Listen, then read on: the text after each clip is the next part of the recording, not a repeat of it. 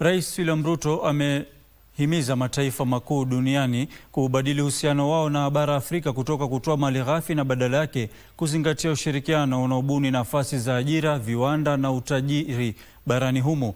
Akizungumza wakati wa kikao cha mataifa ya kundi la G7 kuhusu kufufua ukuaji wa pamoja na wa pamoja kwa wote huko Evian, Ufaransa, Ruto alisema kuwa bara Afrika lina nguzo ya ukuaji wa baadaye wa uchumi duniani na kutoa wito kwa mataifa hayo ya G7 kuzingatia zaidi uwezo mkubwa wa bara hili.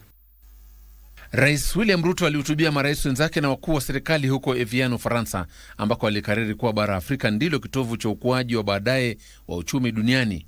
Rais alisema kuwa bara Afrika lina madini mengi muhimu yanayohitaji kuendesha viwanda katika siku za baadaye, na kwamba bara hili haliwezi kuendelea kutekeleza majukumu tu ya kuwasilisha malighafi huku ikiongezwa thamani kwingineko. Rais aliwaarifu viongozi wa G7 kwamba nchi za Kiafrika zinatafuta mbinu mpya za ushirikiano duniani zinazoweka misingi katika usawa, kuheshimiana, manufaa ya pamoja na usawa.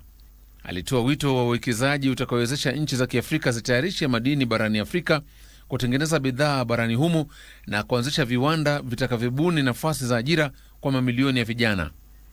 Rais alikariri kwamba kuongeza bidhaa thamani kunafaa kufanyika mahali rasilimali zinapopatikana, akisema kuwa mtazamo kama huo utanufaisha bara hili na washirika wake wa kimataifa, akikariri kwamba changamoto kwa bara hili sio uhaba wa rasilimali, vipaji au fursa.